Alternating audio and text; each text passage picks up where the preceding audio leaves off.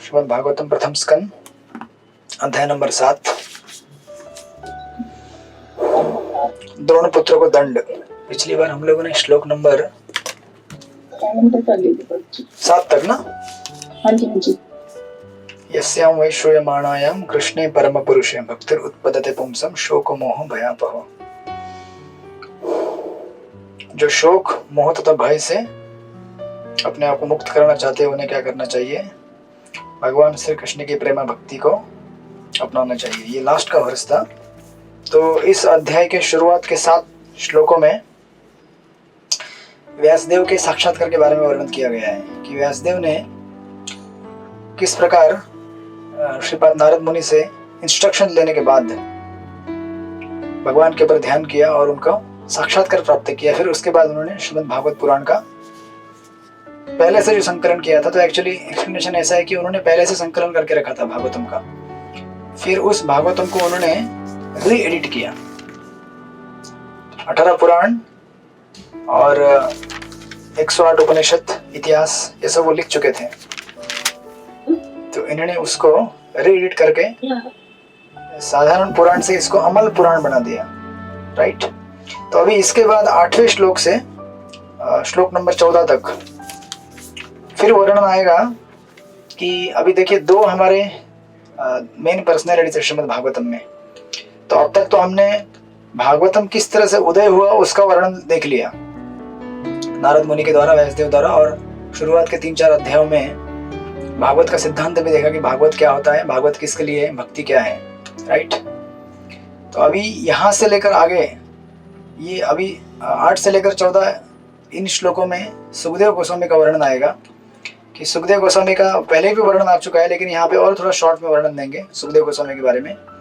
फिर वर्ष नंबर श्लोक नंबर 14 से आगे से लेकर बेसिकली 15 से लेकर इस स्कंद के अंत तक 19वें अध्याय तक परीक्षित महाराज का वर्णन आएगा।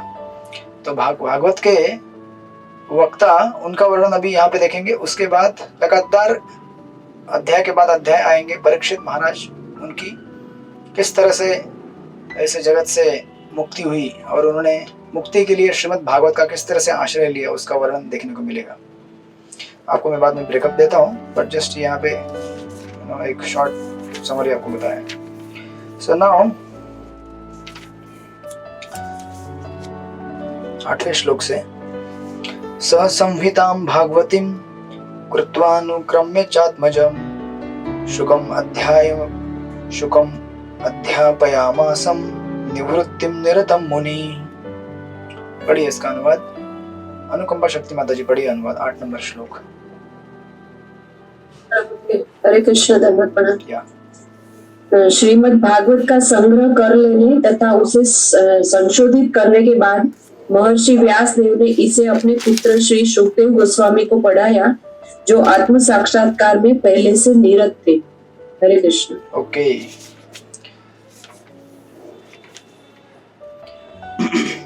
निवृत्तिम निरतम मुनि, यानी कि जिसने ऑलरेडी, अब आप बोलेंगे, अब देखिए यहाँ पे ना पुनः आपको ये लेवल देखने को मिलेगा भागवत के सिद्धांतों के 3, ब्रह्म, परमात्मा और भगवान।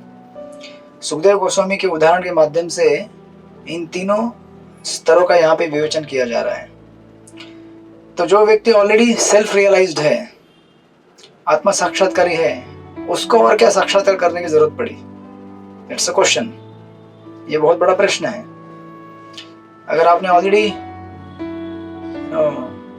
पीएचडी डिग्री प्राप्त कर लिया है तो फिर और डिग्री कौन सा लेना है? लेते हैं ना फिर भी लोग डिग्री, नहीं? पोस्ट डॉक करते हैं, सिंगल पीएचडी होगा तो डबल पीएचडी करते हैं, ट्रिपल पीएचडी करते हैं। तो भौतिक जगत में ऐसे उदाहरण मिलते हैं, तो आध्यात्मिक में भी आपको उदाहरण मिलेंगे इसके। तो सुखदेव गोस्वामी बचपन से इतने विरक्त थे, आपने कथा पहले भी सुनी है, अपनी माँ के गर्भ में थे वो 16 साल तक और गर्भ से बाहर निकले नहीं। क्यों? क्योंकि पहले से मुक्त आत्मा है।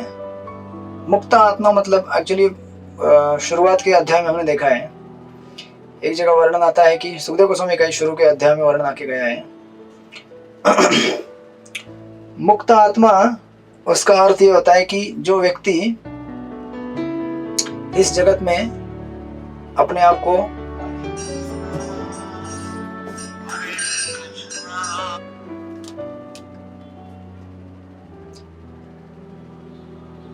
प्रभुपाद लिखते हैं उस कैंटो में, फर्स्ट कैंटो में, इधर ही शुरुआत के अध्याय में सुखदेव गोस्वामी के वर्णन में कि मुक्त आत्मा मतलब ऐसा आत्मा जो हमेशा अलर्ट रहता है कि मैं कहीं बंधन में फंस ना जाऊं, भौतिक बंधन में। तो हम बोलेंगे मुक्त आत्मा हो गया तो फिर उसको टेंशन क्यों है, बंधन में मुक्त होगा या नहीं होगा।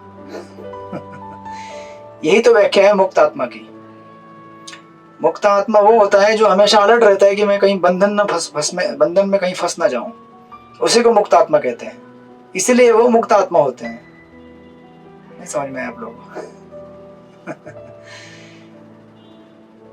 लगातार जो सावधान रहता है कि मुझे कोई बीमारी ना हो, वही तो हेल्दी रहता है ना पर्सन।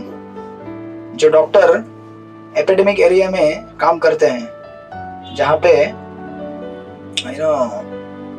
किसी बीमारी का जैसे भी कोरोना काल में जो बीमारियों का इलाज कर रहे थे डॉक्टर लोग, नर्सेस जो भी है, तो वो लोग कितना बड़ा मास्क पहनते थे, कितना बड़ा जैकेट लगाते थे, पूरा ऊपर से लेकर नीचे तक पूरा कवर्ड, तभी तो जाके बचते थे ना वो लोग कोरोना से।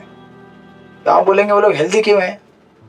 उन्हें हेल्दी क्यों कहा जाता है या फिट क्यों कहा जाता है? क्योंकि वो हमेशा अलर्ट है कि कहीं मैं बीमार ना गिर जाऊं। तो टाइम पे रेस्ट लेना, टाइम पे दवाइयाँ खाना, टाइम पे सोना, टाइम पे उठना, हर चीज टाइम टेबल के हिसाब से करना। सो जो अलर्ट रहते हैं वो कभी किसी बीमारी से पीड़ित नहीं होंगे या संक्रमित नहीं होंगे। उसी प्रकार आध्यात्मिक स्तर में भी यही फर्क होता है एक्चुअली प्रगत भक्तों में और एक कनिष्ठ भक्त में। प्रगत भक्त हमेशा ये सोचते हैं कि कहीं मैं बंधन में फंस ना जाऊं, तो हर चीज उनके लाइफ में जो इनकाउंटर करते हैं उसको बहुत सावधानी से उसका हैंडल करते हैं। क्योंकि इस जगत की चीजें ऐसी बनी हुई हैं कि जरा भी अगर हमारे से मिस्टेक हो गया और एक बार थोड़ा उलझन में फंस गए हम लोग, तो और जैसे ये रहता है ना अपना दलदल कैसे रहता है, कीचड़ में अगर आप गिर गए, कीचड़ मतलब मैं ऐसा मैदान ही नहीं बोल रहा हूँ जहाँ पे कहीं कहीं ऐसा जगह होता है पानी जैसा लगता है तालाब, लेकिन कीचड़ रहता है बहुत उसमें अगर आप गिर गए, जितना हलचल करेंगे उतना अंदर फंसते जाएंगे, जितना ज्यादा उस्तादी उतना फास्ट उसमें, उसको क्विक सैंड बोलते हैं, उतना अंदर दबते जाएंगे क्विकली। तो बहुत ही सावधानी से और अलर्ट से काम लेना पड़ता है। तो आपको इसका मतलब है कि पैनिक होना है, हमको डरना है, अरे अभी ये आया वो आया, अभी कैसे नहीं। बेसिकली भक्तों के मार्गदर्शन में रहना है और शास्त्रों का गाइडेंस में रहना है, तो दैट सॉल्व्स द प्रॉब्लम। तो ये सुखदेव गोस्वामी यहाँ पे 16 साल तक माँ के गर्भ में रहे, इसलिए क्योंकि उन्हें डर था कि कहीं बाहर आने के बाद माया हमको प्रभावित ना करे। भक्तिविनोद ठाकुर का भजन आपने सुना होगा, है ना। भक्तिविनोद ठाकुर अपने भजन में बोलते हैं कि जब तक बालक अपने गर्भ में रहता है तब तक प्रार्थना करता है भगवान से। ये तृतीय स्कंद में भी आएगा आपको भागवत के कपिल मुनि की शिक्षाओं में कि भगवान हमें बाहर निकाल दो, यहाँ पे पीड़ा हो रही है। हाँ, लेकिन सुखदेव गोस्वामी बाहर नहीं निकलना चाहते थे, तो गर्भ में उनको पीड़ा नहीं हो रही थी क्या? भयंकर पीड़ा होती है अंदर, ऐसे कॉम्पैक्ट जगह में रहना 16 साल तक, मतलब 16 साल का बच्चा हो गया था वो सुखदेव गोस्वामी ऐसा नहीं कि 9-10 महीने का बालक हो। तो फिर भी वो बाहर नहीं निकले थे क्योंकि उनको एक चीज समझ में आ रहा था, वो सोच रहे थे कि अगर मैं गर्भ में रहूंगा तो एक्चुअली एटलीस्ट यहाँ पे दुख है करके मुझे साक्षात्कार हुआ है कि दुख है इस जगत में, और उसकी वजह से मैं एक ध्यान से भगवान का आश्रय ले सकता हूँ। हरे कृष्णा कृष्ण कृष्ण हरे हरे, हरे राम राम राम हरे हरे। एक भाव से मैं भगवान का ध्यान ले सकता हूँ। लेकिन अगर यहाँ से बाहर निकल गया तो क्या है प्रॉब्लम? तो भौतिक जगत में दुख तो है ही है, लेकिन बहुत जोर के झटके के साथ सुख के प्रलोभन भी आते हैं, नहीं? तो एक बार गर्भ के अंदर रहूंगा तब तक क्या दुख ही दुख है, तो यहाँ पे कोई और दूसरा कोई ऑप्शन है नहीं भगवान को पुकारने के अलावा। लेकिन गर्भ के बाहर क्या है? दुख तो है भौतिक जगत में, लेकिन यहाँ पे सुख मिलेगा, यहाँ मिलेगा, यहाँ मिलेगा। ये व्यक्ति मेरी सुखी कर सकता है, ये वस्तु मेरी सुखी कर सकती है, ये एटमॉस्फेयर में मजा आएगा।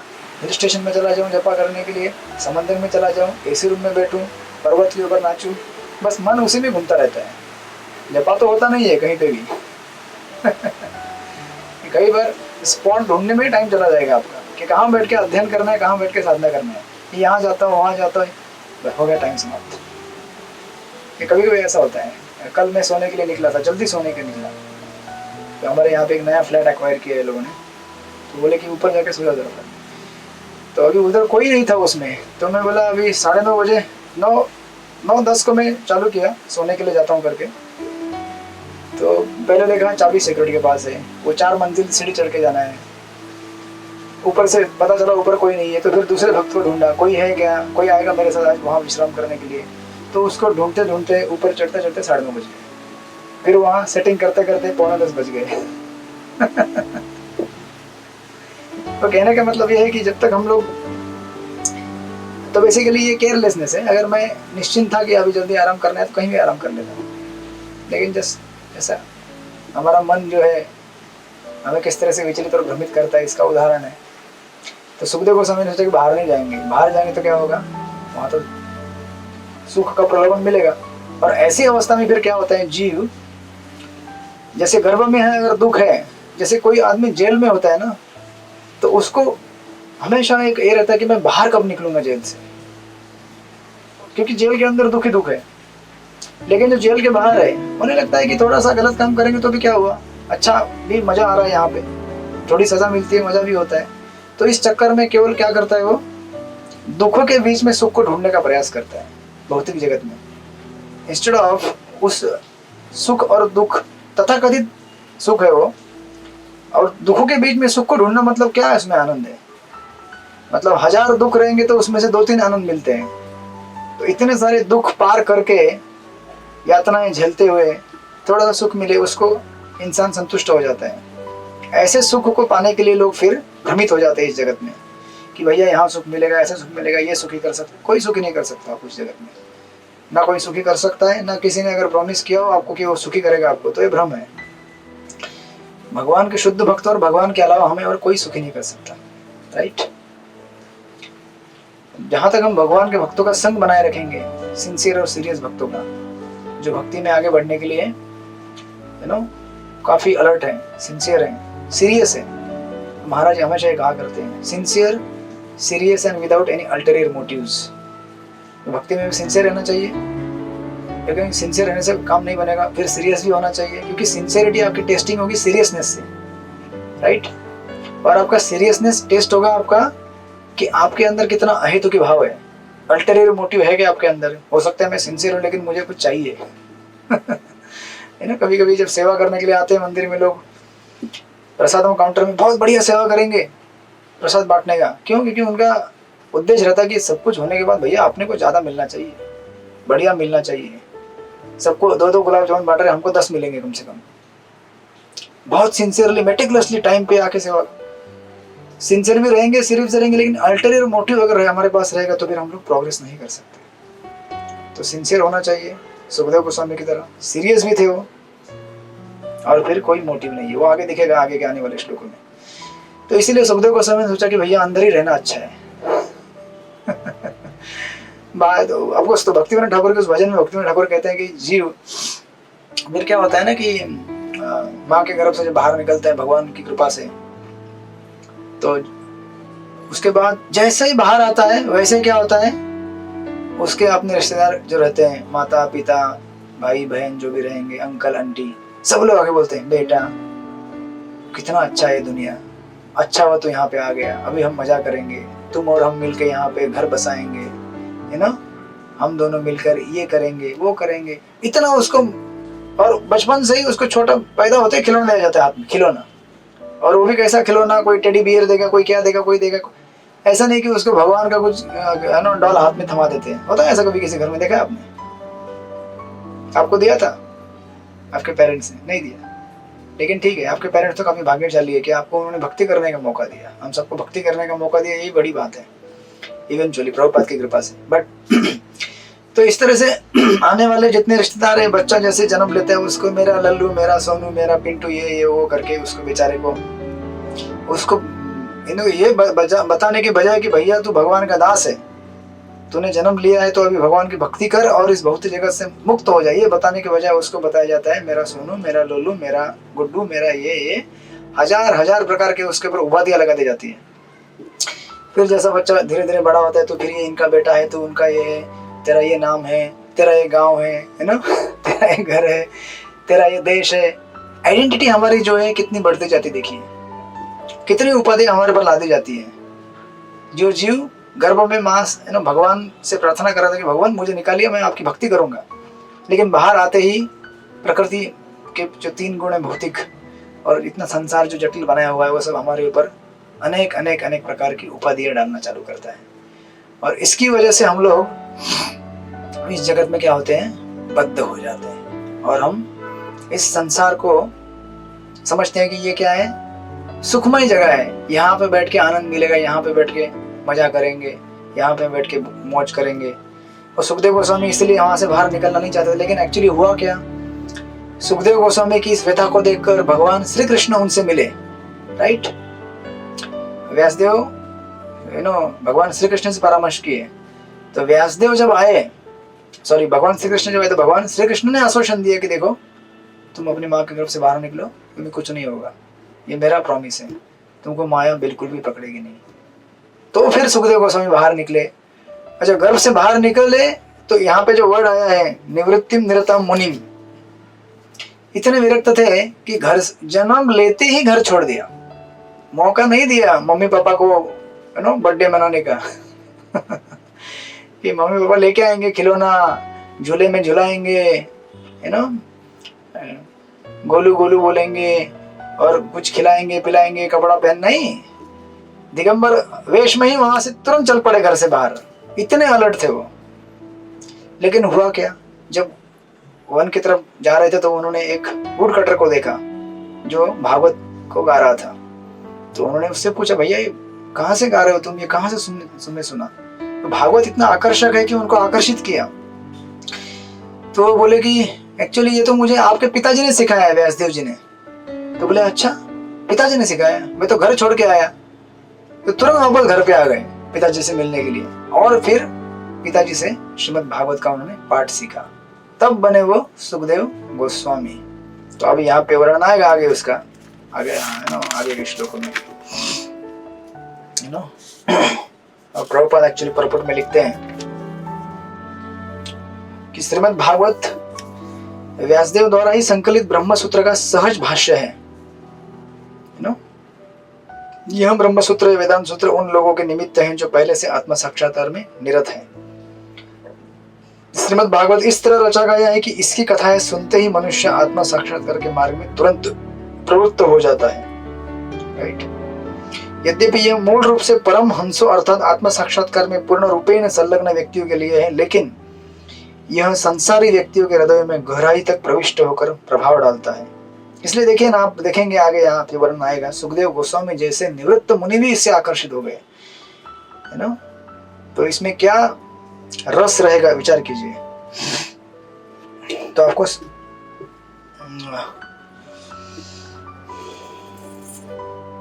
प्रभुपाद फिर आगे लिखते हैं कि सुखदेव गोस्वामी अपने जन्म काल से ही मुक्त जीव थे और उनके पिता ने उन्हें श्रीमद् भागवत पढ़ाया। संसारी विद्वानों में श्रीमद् भागवत के संकलन के काल को लेकर मतभेद है। ऑफ कोर्स वो आप पढ़ लीजिएगा, प्रभुपाद को क्लैरिफाई करते हैं कि कब भागवत लिखा गया था और कैसे। और लास्ट में लिखते हैं, नारद मुनि ने प्रवृत्ति मार्ग का तिरस्कार किया था। यह मार्ग समस्त बद्ध जीवों की स्वाभाविक प्रवृत्ति है। तो 2 मार्ग होते हैं, प्रवृत्ति और निवृत्ति।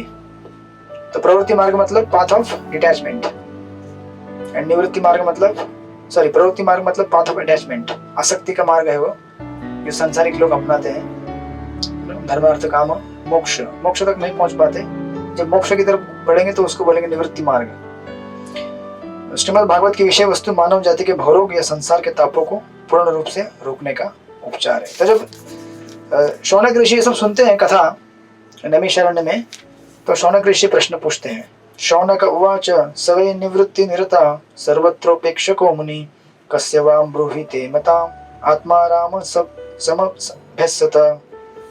पढ़िए इसका अनुवाद, कौन पढ़ेगा? हरिपरायण प्रभु जी पढ़िए। हरे कृष्णा, दंडवत प्रणाम। श्री शौनक ने सूत जी गोस्वामी पूछा, सुखदेव गोस्वामी तो पहले से ही निवृत्ति मार्ग पर चल रहे थे और इस तरह वे अपने आप में प्रसन्न थे, तो फिर उन्होंने ऐसे व्रत साहित्य का अध्ययन करने का कष्ट क्यों उठाया? हरे कृष्ण धन्यवाद। यस, अभी यहाँ पे असली डिस्कशन चालू हो जाएगा, जो भागवत के दिव्य स्तर को यहाँ पे प्रकट करेगा कि सुखदेव गोस्वामी पहले से ही क्या थे, अपने आप में प्रसन्न थे और निवृत्ति मार्ग पे चल रहे थे। तो फिर उन्होंने इतना भयंकर 18,000 श्लोकों वाला ग्रंथ पढ़ने का कष्ट क्यों उठाया? भागवत का अध्ययन करना कोई आसान चीज नहीं है। बैठ के पढ़ना पड़ेगा, झपकी लगेगी, आँख खुलेगी, फिर पढ़ना है है ना। श्लोका मेमोराइज करना है, पॉइंट्स पढ़ने हैं परपोर्ट्स के, फिर एग्जाम में लिखना है, आसान नहीं है। तो फिर भी इतना कष्ट क्यों उठाया उन्होंने, जो अपने आप में प्रसन्न थे, सुखी थे, है ना। तो ऐसा क्या चीज है भागवतम में जिसकी वजह से उन्होंने इसका अध्ययन किया? अभी देखिए यहाँ पे टेक्निकल पॉइंट ये है कि हमेशा ऐसा एक आपको चैतन्य चरितामृत का ऑब्जर्वेशन है, बट सुंदर ऑब्जर्वेशन है। वो कहते हैं कि पर्पस ऑफ ज्ञान इज सीन एज वैराग्य। ज्ञान आप क्यों लेते हैं?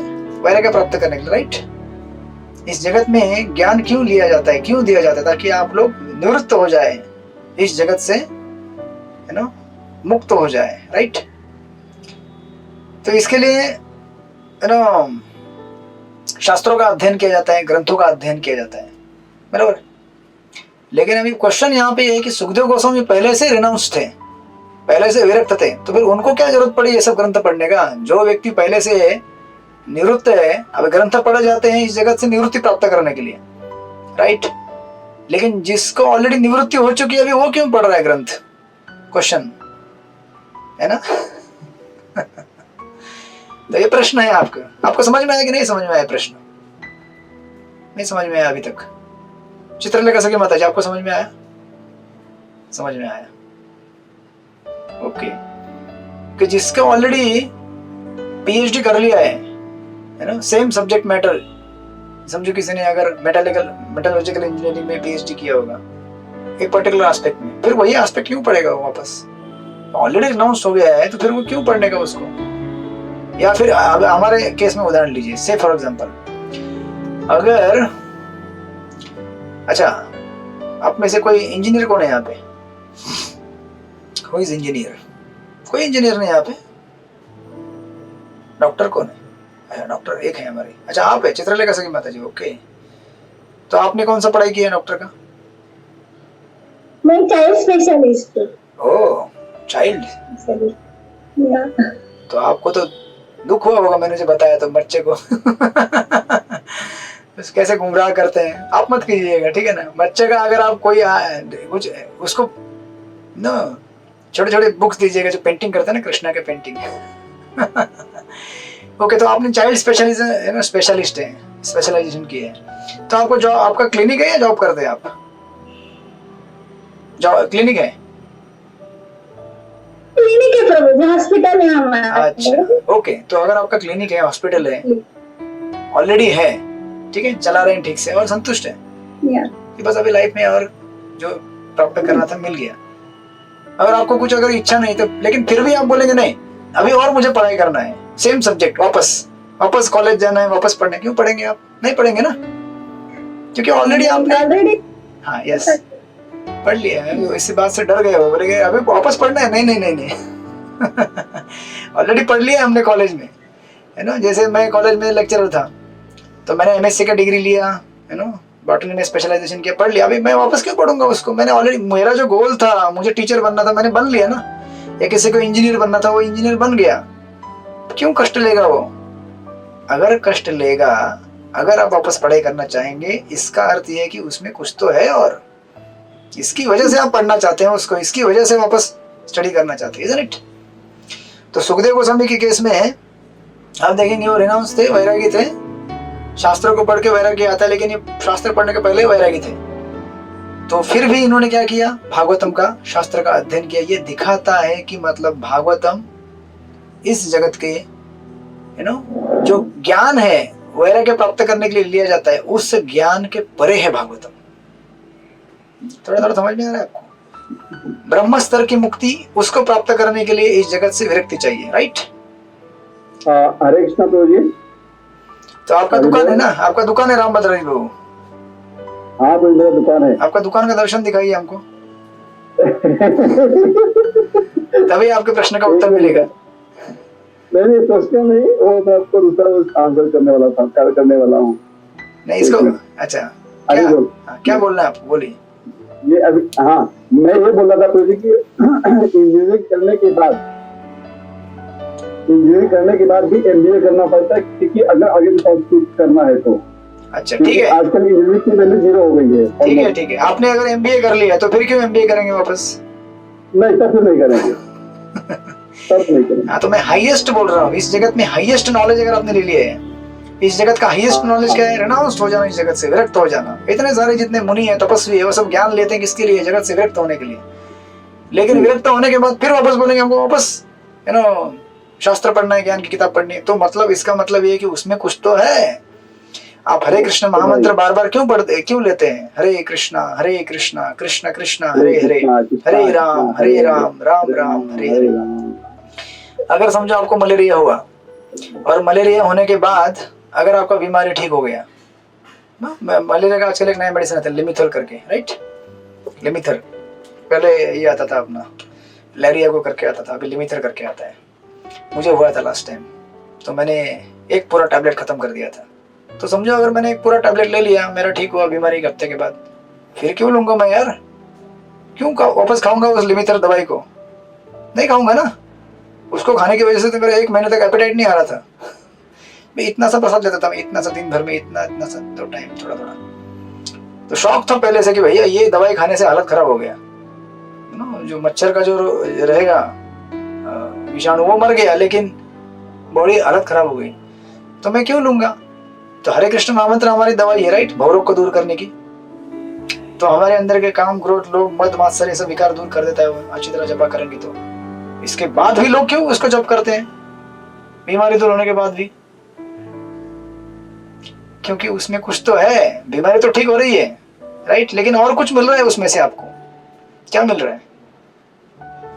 भगवत प्रेम मिल रहा है ना। तो अभी इसी उदाहरण को लीजिए और कंपेयर कीजिए कि ब्रह्म स्तर की मुक्ति क्या होती है? मलेरिया से बीमारी ठीक हो जाना, राइट? उसको ब्रह्म स्तर की मुक्ति कहेंगे, बराबर? लेकिन एक्चुअली मलेरिया से पूरी बीमारी ठीक होना मतलब फिट होना और लाइफ को एंजॉय करना, isn't it? तो शास्त्र पढ़ने से या फिर वैरागी जीवन जीने से हम अगर एक वैराग्य का स्टेज प्राप्त करेंगे तो हमारा साध्य प्राप्त हो गया। लेकिन इसके बाद भी सुखदेव गोस्वामी ब्रह्मवादी थे, राइट? लेकिन फिर भी भगवान के लीलाओं से भागवत में पढ़ने से आकर्षित हो गए, और उन्होंने वो भागवत के अंदर जो ज्ञान दिया है, भक्तिमय ज्ञान, उसको प्राप्त करने का प्रयास किया। क्यों? क्योंकि भागवतम यानी कि ब्रह्म स्तर की मुक्ति, उसके बाद आती है परमात्मा स्तर का मुक्ति, राइट? और परमात्मा स्तर के मुक्ति के बाद आता है भगवान स्तर का मुक्ति। आप लोग समझ रहे कि नहीं समझ रहे मेरी बात को? ब्रह्मा, परमात्मा और भगवान, ये 3 स्तर है मुक्ति के। तो किसी ने इस जगत में ब्रह्म स्तर का मुक्ति प्राप्त कर लिया है तो सफिशिएंट नहीं है उसके लिए, क्योंकि उसमें केवल उसने क्या सीखा है? विरक्ति। लेकिन अभी आसक्ति कहीं तो देनी पड़ेगी ना, क्योंकि जीव है, उसका स्वभाव है आनंद को प्राप्त करना, जीव का स्वभाव है सेवा करना, जीव का स्वभाव है सोचना, विचार करना, घूमना फिरना। लेकिन उसको पॉजिटिव एंगेजमेंट चाहिए ना, तो वो कहाँ मिलेगी? भक्ति में मिलेगी। तो सुखदेव गोस्वामी भले ब्रह्मवादी थे, निवृत्त थे इस जगत से, लेकिन उन्होंने देखा कि भगवान के गुण इतने मुझे आकर्षित कर रहे हैं, और इसकी वजह से, उस आकर्षण की वजह से उन्होंने क्या किया? वापस भागवत का अध्ययन किया। तो अभी यहाँ पे 2 प्रकार के ज्ञान हो गए। एक हो गया इस जगत से विरक्त करने वाला ज्ञान, जो वेदों में दिया है, उपनिषदों में दिया गया है, और दूसरे प्रकार का ज्ञान होता है भक्तिमय ज्ञान, जिससे हम भगवान से अटैच हो जाते हैं, भगवान के गुणों के बारे में सुनते हैं, भगवान की लीलाओं के बारे में सुनते हैं, राइट? तो ये पूरा हमको दिखाता है कि श्रीमद् भागवतम क्या है? दिव्य है, इस जगत के मुक्त करने वाले ज्ञान से भी परे है। यानी कि एक तरह से उपनिषद और उसके बाद जितने भी वेद हैं और ब्रह्म सूत्र है, आपको ब्रह्म सूत्र के ऊपर ही भागवत का कमेंट्री है, इनसे क्या है वो और आगे बढ़कर है, क्योंकि उसके माध्यम से क्या दिखलाया गया है? भगवान की दिव्य लीलाओं का दर्शन कराया गया है। तो जो निवृत्त थे वो भी अट्रैक्टेड हो गए, अटैच हो गए, और उसको एस्टेब्लिश करने के लिए फिर सूत गोस्वामी अगले श्लोक में उसका उत्तर देते हैं। ये कैसे हो गया? कि जो व्यक्ति वैरागी थे, उस वैरागी व्यक्ति ने भी क्या कर दिया, भागवत का पुनः अध्ययन किया। अपने आप में खुश थे तो फिर क्यों और पढ़ाई करने की कोशिश की उन्होंने, क्योंकि उसमें और उससे बढ़िया आनंद मिला उनको, राइट। तो प्रभुपाद कहते हैं उस प्रपट में पूरा ये इसका इधर है, सामान्य लोगों के लिए जीवन की चरम सिद्धि भौतिक कार्यकलापों को बंद करके आत्मा साक्षात्कार के पथ यानी निवृत्ति मार्ग पर स्थिर होने में है, राइट। जो लोग इंद्रिय भोग में सुख पाते हैं या जो भौतिक शारीरिक कल्याण में कार्य में स्थित रहते हैं वे कर्मी कहलाते हैं। ऐसे हजारों लाखों कर्मी में कोई एक कर्मी आत्म साक्षात्कार द्वारा आत्माराम बन पाता है। आत्मा का अर्थ है स्व तथा आराम का अर्थ है सुख पाना। प्रत्येक व्यक्ति सुख की खोज में लगा रहता है, लेकिन इस सुख का मानदंड व्यक्ति व्यक्ति के साथ अलग अलग हो सकता है। तो कर्मियों का सुख अलग है और जो आत्माराम है उनका सुख अलग है। जो आत्मा में रमण करते हैं, सुख रहते हैं, उन्हें खुश रहते हैं कि हमें संसार से कुछ लेने देना नहीं, हम अपने ध्यान में मगन है, राइट। तो सुखदेव गोस्वामी ने यहाँ पर ऊपर लिखते हैं, अतः कर्मियों द्वारा भोगा गया आदर्श सुख आत्मारामों के आदर्श सुख से भिन्न होता है। आत्माराम हर तरह से भौतिक भोग के प्रति अन्य मनस्क रहते हैं। श्री सुखदेव गोस्वामी ने अवस्था पहले से प्राप्त कर ली थी, तो भी उन्होंने इस बृहद भागवत का ग्रंथ करने का कष्ट उठाया। इसका अर्थ यह है कि भागवतम उन आत्मारामों के लिए भी स्नातकोत्तर अध्ययन का विषय है जिन्होंने समस्त वैदिक ज्ञान का अध्ययन कर लिया है। Is it clear now?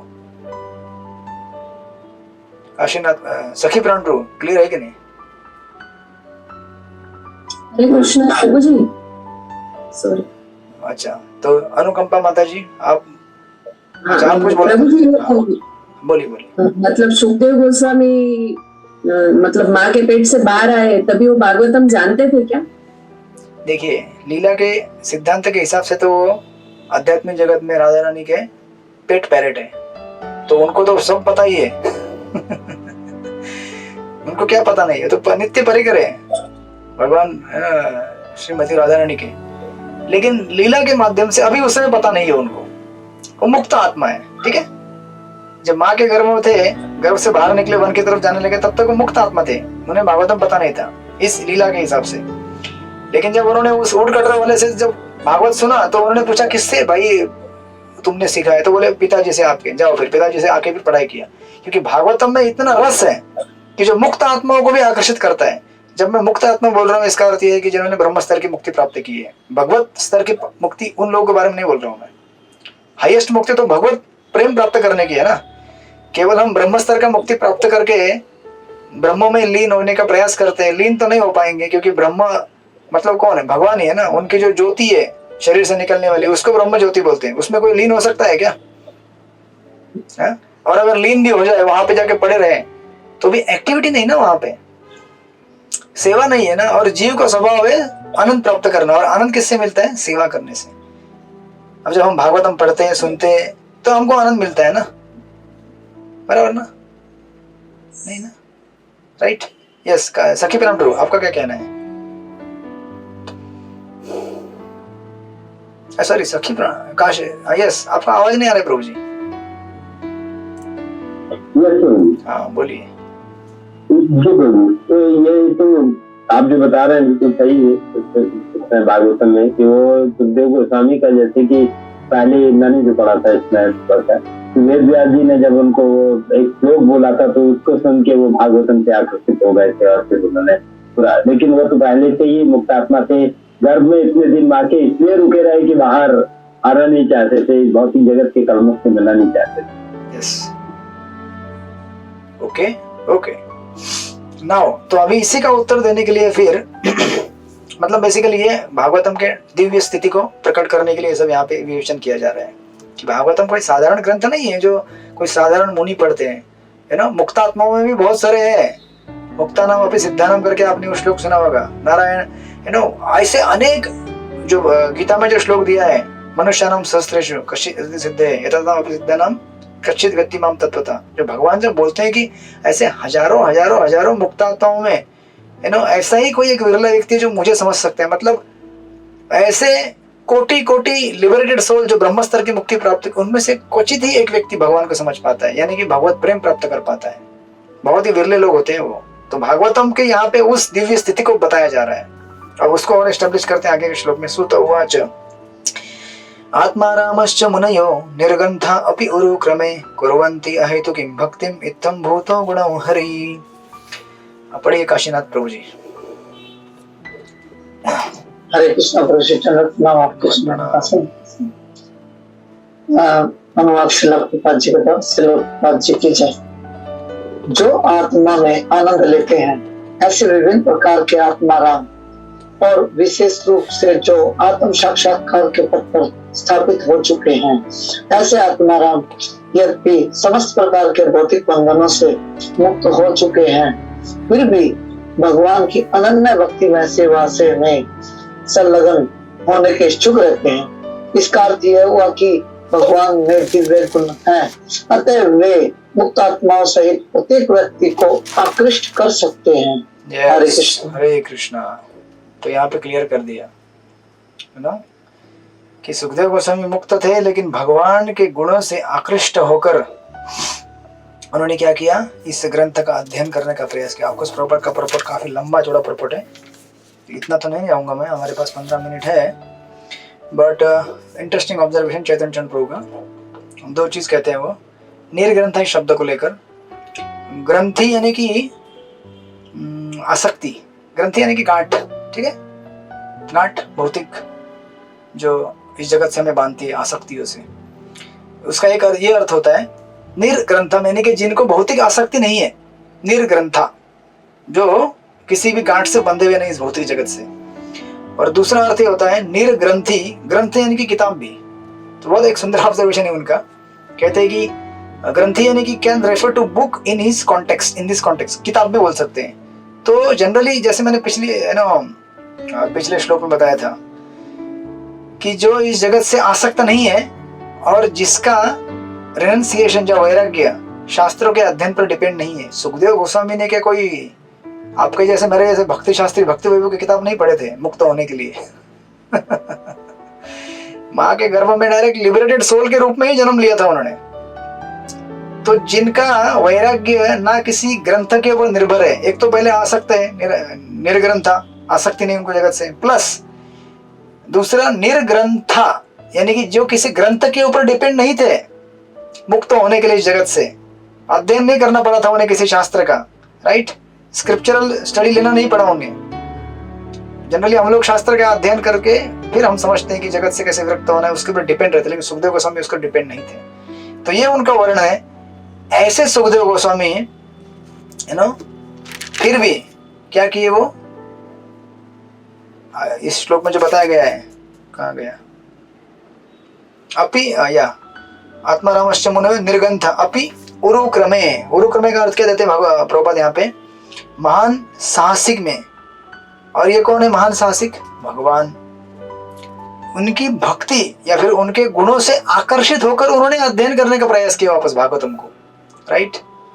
तो आपको इसका अगर आप देखेंगे बहुत सारे अर्थ देते हैं। चैतन्य चरितमृत में तो प्रकाशानंद सरस्वती के साथ जो लीलाएं की हैं महाप्रभु ने, उसमें तो कई उसके गुण दिए, क्वालिटीज है ना, एक्सप्लेनेशन दिए गए। उतने एक्सप्लेनेशन हम लेंगे नहीं। यहाँ पे प्रभुपाद ने जो लिखे हैं कुछ जैसे प्रभुपाद लिखते हैं, इन्होंने इस श्लोक में 11 तत्वों का संकेत किया है, सनातन गोस्वामी के बारे में लिख रहे हैं उन्होंने जो दिया है। तो ये सब शब्द वहां पे दिए उन्होंने।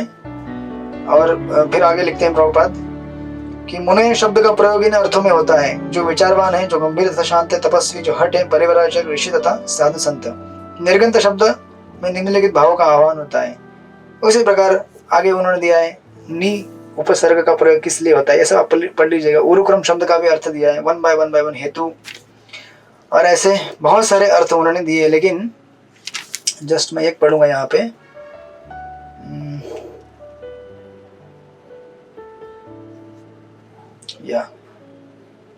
या बीच में ये ना 1 2 3 4 लास्ट के चौथे लास्ट अंतिम से चौथा पैराग्राफ पढ़िए। मतलब देखिए, सनक सनातन सनंदन तथा सनत कुमार नामक चारों ब्रह्मचारी भक्त भगवान के चरण कमलों पर अर्पित फूलों की सुगंध तथा चंदन तुलसी दल से आकृष्ट हो गए थे। आपको पता रहेगा ये 4 चतुष्कुमार भी क्या थे, ब्रह्मवादी थे, ब्रह्म की मुक्ति इन्हें प्राप्त हो गई थी। लेकिन ये भी जब नारायण का वैकुंठ में जिन्होंने दर्शन किया, जय विजय के एपिसोड में आप देखेंगे, तो भगवान के चरणों में लगी हुई तुलसी, उसका जब गंध लिया इन्होंने, अब तुलसी मतलब भक्ति, बेसिकली भक्ति देवी का उनके ऊपर कृपा प्राप्त हुआ उनको। तो वो भी क्या हो गए, भगवान के भक्त बन गए ब्रह्मवादी से, यू नो। उसी प्रकार सुखदेव गोस्वामी भगवान की दिव्य लीलाओं से आकृष्ट हुए थे। सुखदेव गोस्वामी पहले से मुक्तावस्था को प्राप्त थे, फिर भी वे भगवान की लीलाओं से आकृष्ट हुए। इससे यह सिद्ध होता है कि भगवान की लीलाओं की गुणवत्ता को भौतिक संसर्ग से कुछ लेना देना नहीं होता।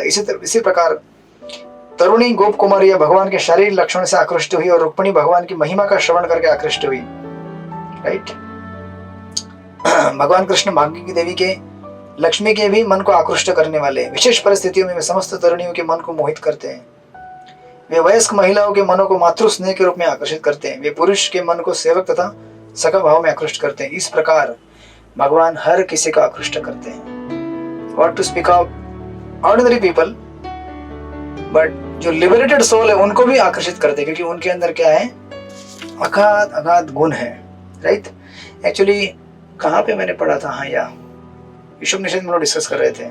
जब प्रभु, आपको मैंने शायद बताया था, प्रभु रामचंद्र जब वनवास के लिए गए थे, उस समय लक्ष्मण जी जब हनुमान जी को अपना परिचय देते हैं, तो लक्ष्मण जी बोलते हैं कि मैं प्रभु राम, दशरथ पुत्र राम का सेवक हूं और उनके चरणों में मैं हमेशा रहकर सेवा करता हूं। और आगे लक्ष्मण जी कहते हैं, अभी देखिए ये जिम्मेदारी है उनका, राइट। उनके बड़े भाई हैं और यहाँ पे बोलेंगे भगवान भी है, तो उनके सेवक के रूप में लक्ष्मण जी आए हैं, उनका सेवा करते। बोलते हैं कि मेरा ड्यूटी है, जिम्मेदारी है उनके चरणों में सेवा करना। लेकिन आगे जोड़ते हैं, लेकिन उनके चरणों में रहकर जब मैं सेवा करता हूं तो मुझे उनके चरणों में जो गुण है, उनके जो गुण है उसकी वजह से और आनंद मिलता है। यानी कि मेरा जो स्टे वहां पे है, मेरा जो सेवा है वो और अधिक आनंदमय बन जाता है। ऐसा तो सेवा मुझे करना ही है लेकिन अब देखिए ना, जिसका इसका काउंटर एग्जांपल लीजिए, इस जगत में बहुत सारे लोगों को हम सेवा करते हैं, बराबर।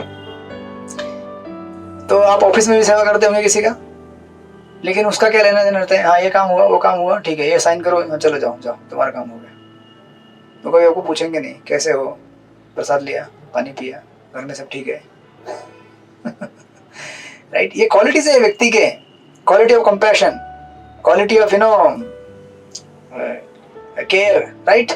लेकिन इसके विपरीत आप अगर दूसरे, मतलब जस्ट एक एग्जांपल दे रहा हूँ, एक ऐसे प्रकार के कुछ मास्टर्स रहते हैं जगत में और दूसरे प्रकार के रहेंगे, पूछेंगे आपसे काम तो करवाएंगे, काम करेंगे आपके साथ, लेकिन आपको पूछेंगे भी आप कैसे हैं, सब कुछ ठीक है, आपकी तबीयत ठीक है। तो आपको दोनों में से कौन अच्छा लगेगा? ऐसे मास्टर मिले नहीं आप लोगों को कभी लगता है बहुत जगत में ऐसे लोगों की कमी है बहुत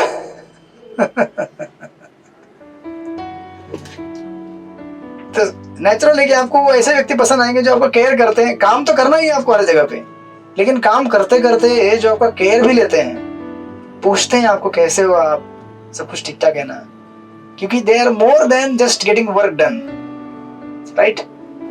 तो हमें ऐसे लोगों के साथ रहना अच्छा लगेगा ना ज्यादा। तो लोग बोलते हैं कई बार, हमारे मंदिर में कितने सारे हैं ऐसे स्टाफ, वो बोलते हैं प्रभु जी यहाँ मंदिर में जॉब करता हूँ, थोड़ा 2-4 पैसा कम मिलता है, लेकिन आप लोगों के साथ अच्छा लगता है हमको। क्या आप लोग कम से कम पूछते हैं, है ना, यहाँ पे भगवान का दर्शन होता है, तो 2-4 हज़ार रुपये कम मिलेगा चलेगा, लेकिन कम से कम आप लोगों के साथ डीलिंग अच्छा है, बात करते हैं प्रेम से। बाहर ऐसा नहीं होता है, बाहर तो डरे के रहता है, ये काम हुआ, ये नहीं हुआ, ये नहीं हुआ, वो नौकरी से निकाल दूंगा, ये कर दूंगा, वो कर दूंगा। मैं तो बहुत डिसेंट वर्ड्स यूज कर रहा हूँ, कैसे कैसे लोग बातें करते हैं आपको ही पता है। तो लक्ष्मण जी कहते हैं कि मैं प्रभु रामचंद्र के चरणों में सेवा करता हूँ, वो तो मेरा जिम्मेदारी, लेकिन उनके गुणों की वजह से उनके चरणों में मेरा सहवास बहुत ही आनंदमय हो जाता है। यानी कि ब्रह्म स्तर तो हम सबको प्राप्त करना ही होता है इस जगत से विरक्ति करके, राइट। लेकिन ब्रह्म स्तर में अगर, लेकिन भगवान का अगर सेवा मिले उसके और आगे एक स्टेप, तो हमारा ब्रह्म साक्षात्कार क्या हो जाएगा, आनंदमय हो जाएगा, सुखमय हो जाएगा। फिर ऐसे स्तर से हम नीचे गिरेंगे नहीं। जैसे पहले उदाहरण में जो किसी मास्टर के यहाँ लोग नौकरी करते हैं, जो कभी पूछताछ नहीं करते, उनका ख्याल नहीं रखते, वो भाग जाते हैं वहां से, क्योंकि लोगों को एक्चुअली सिर्फ पैसा नहीं चाहिए, लोगों को क्या चाहिए, अटेंशन चाहिए, प्रेम चाहिए। दे वांट पर्सनल अटेंशन, नहीं? आप सब लोग एकदम क्वेश्चन मार्क से देख रहे हैं मेरे को, बोले नहीं प्रभु जी पैसा ही सब कुछ इस दुनिया में। अरे पैसा ही सब कुछ इस दुनिया में होता तो फिर इतने सारे दिन ब दिन केसेस क्यों आते हैं? कौन से केसेस कि यहाँ पे ये हो गया तो ये रिलेशनशिप में ये प्रॉब्लम हो गया। इतने सारे लोग दुनिया में रिलेशनशिप बनाने को क्यों लालायित हैं? क्योंकि लोगों को प्रेम चाहिए, राइट? सिर्फ पैसे से नहीं काम चलता है, सिर्फ अच्छा घर देने से काम नहीं चलता है। हाँ, ये मैं कहाँ पढ़ रहा था? हाँ यस, हाँ भागवतम में कल ही परसों पढ़ रहा था मैं। युधिष्ठिर अभी हमको 9वें अध्याय में आएगा भीष्मदेव के इंस्ट्रक्शन में। तो सारा अपने वर्णाश्रम धर्म में क्या होता है कि समाज में हर किसी को अपना अपना ड्यूटी बताया जाता है। स्त्रियों के लिए अपना ड्यूटी रहता है, पुरुषों के लिए अपना रहता है, ब्राह्मण क्षत्रिय शूद्र, हर किसी को अपना अपना ड्यूटी लिख के दिया है कि क्या करना है। क्योंकि केवल फिजिकल प्रोटेक्शन ही प्रोटेक्शन नहीं होता है, व्यक्ति को प्रॉपर एंगेजमेंट देना ये सबसे बड़ा प्रोटेक्शन है। समझो आपने बोल दिया कि चलो ये 4 दीवार का घर है, यहाँ पे सुरक्षित रहोगे। एक स्त्री को बोल दिया यहाँ पे रहो, सुरक्षित रहोगे, और खाने पीने का सब सामान दे दिया। इससे काम बनेगा? नहीं बनेगा भैया। उसको एंगेजमेंट भी चाहिए अच्छा, फिर उसको धार्मिक कृत्यों में एंगेज करो, है ना, बच्चों का लालन पालन करने में एंगेज करो। ये सब शास्त्र में विधान है कि फिर आपको क्या क्या ड्यूटी है, जिम्मेदारी है, एक स्त्री की, एक पुरुष की क्या क्या जिम्मेदारी है। क्योंकि जस्ट फिजिकल प्रोटेक्शन नहीं होता है, एंगेजमेंट भी चाहिए उसको। बिना एंगेजमेंट के केवल 4 दीवारी में बंद करके रख दिया तो वो काम नहीं बनेगा, पागल हो जाएंगे व्यक्ति को। सर्व मंगल जनार्दन तो आपको समझ में आ रहा है, right? Engagement is required, right? So इसीलिए इट्स ऑल राउंड प्रोटेक्ट। तो इसलिए जो ब्रह्म स्तर पे जाते हैं व्यक्ति मुक्ति तो प्राप्त करते हैं, उनको फुल प्रोटेक्शन नहीं है, क्योंकि उन्होंने भौतिक जगत से मुक्ति तो प्राप्त कर लिया, लेकिन हमेशा खतरा है। क्यों? क्योंकि वहां पे केयर लेने वाला कोई है ही नहीं, आपसे प्रेम से बात करने वाला कोई है ही नहीं। और आपकी इच्छा है कि वही मुझसे बात करे, मैं किसी की सेवा करूं। अरे इस दुनिया में सेवा नहीं मिली किसी को तो आखिर कुत्ते बिल्ली की सेवा करते हैं लोग? नहीं करते क्या? प्रभुपाद अपने लेक्चर में कई बार कहते हैं, इंसान में प्रेम करने की प्रवृत्ति इतनी स्ट्रांग है कि अगर रिलेशनशिप में किसी से फ्रस्ट्रेट हो गया तो आखिर कुत्ता बिल्ली पालता है वो, क्योंकि वो भोंकते नहीं, चिल्लाते नहीं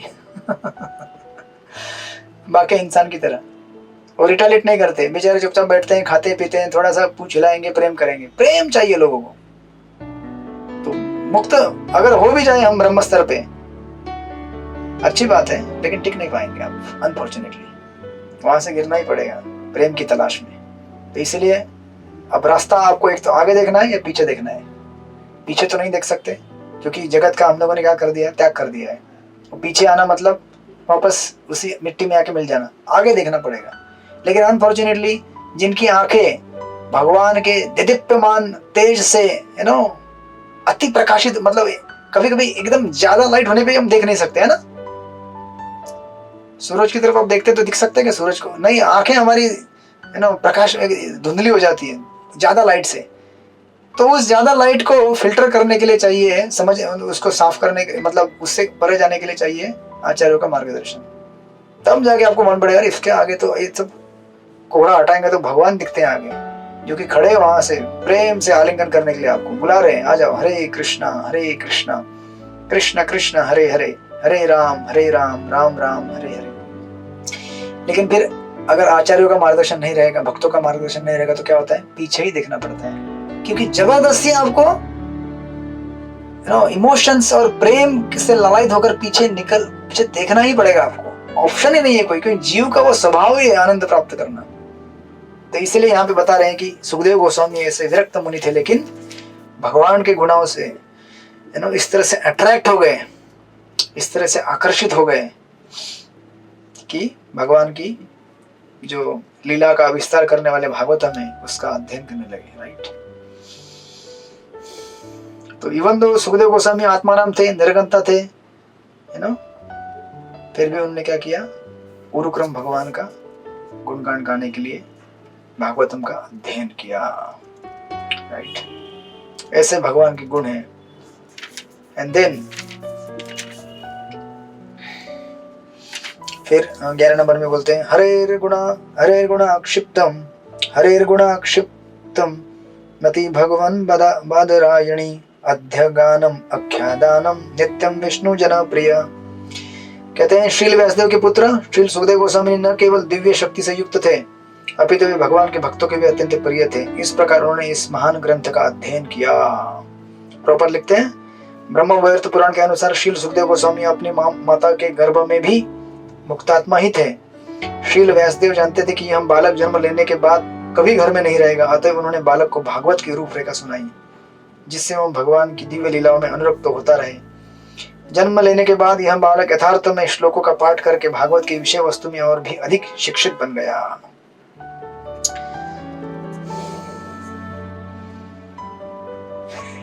और सेकंड पैराग्राफ में रूपपाल लिखते हैं, थर्ड पैराग्राफ में लिखते हैं कि व्यवहारिक रूप से सुखदेव गोस्वामी अपने मन में यह सोचते हुए परम ब्रह्म की निराकार धारणा से विलग हो गए थे कि उन्होंने अपना इतना समय परमेश्वर के निराकार उपाधि के पीछे व्यर्थ गवा दिया। अरे अगर ऐसा मास्टर मिलता जो मेरा केयर करने वाला, कितना अच्छा होता। इसके पीछे पूरा जिंदगी बिता दिया, जो कभी हाल खबर पूछता ही नहीं। राइट। दूसरे शब्दों में उन्होंने निराकार ब्रह्म की तुलना में भगवान के सगुण रूप से अधिक दिव्य आनंद की अनुभूति प्राप्त की। और उस समय के बाद वे न केवल विष्णु जनों अर्थात भगवत भक्तों के अत्यंत प्रिय बन गए, अपितु विष्णु जन भी उन्हें अत्यंत प्रिय हो गए। तो भागवत का पाठ पढ़ाने की वजह से सुखदेव गोस्वामी क्या हो गए? भक्तों में फेमस हो गए, भक्तों में उनके प्रेम के पात्र बन गए। राइट। विष्णु जन प्रिय, नित्यम विष्णु जन प्रिय। प्रभुपाद लिखते हैं, जो भगवत भक्त जीवों की व्यक्तिगतता को नष्ट करना नहीं चाहते हैं और भगवान के निजी सेवक बनना चाहते हैं, वे निर्विशेषवादियों को ज्यादा पसंद नहीं करते हैं। और इसी प्रकार परमेश्वर से एकाकार होने की इच्छुक निर्विशेषवादी भगवत भक्तों का मूल्यांकन कर पाने में असमर्थ होते हैं। प्रभुपाद लिखते सुंदर उदाहरण दिया है। इस प्रकार अनंत काल से ये दोनों दिव्य तीर्थयात्री है ना, ब्रह्मवादी और भगवत भक्त दोनों क्या है? कंपटीशन में रहते हैं हमेशा। दिव्य तीर्थयात्री कभी कभी प्रतिस्पर्धी बन जाते हैं। दूसरे शब्दों में इनमें से हर एक अपनी साकार तथा निराकार चरम अनुभूति के कारण अपने को दूसरे से पृथक रखना चाहता है। अतः ऐसा प्रतीत होता है कि श्रील सुखदेव गोस्वामी भी भक्तों को नहीं चाहते थे, लेकिन चूंकि वे स्वयं एक प्रगाढ़ भक्त बन गए, अतएव वे सदैव विष्णु जन की संगति करना चाहते थे और विष्णु जन भी उनकी संगति की कामना करते थे, क्योंकि वे व्यक्तिगत भागवत बन चुके थे। इस प्रकार पिता तथा पुत्र दोनों ही ब्रह्म के दिव्य ज्ञान से अवगत थे और बाद में वे दोनों परमेश्वर के साकार रूप में अनुरक्त हो गए। इस प्रकार इस श्लोक से इस प्रश्न का भी उत्तर मिल जाता है कि सुखदेव गोस्वामी किस प्रकार भागवत की कथा के प्रति आकृष्ट हो गए। एंड देन फिर इस श्लोक के बाद, अभी सुखदेव गोस्वामी के बारे में इतना बताने के बाद और भागवत के विवेचन करने के बाद, फिर अगले श्लोक से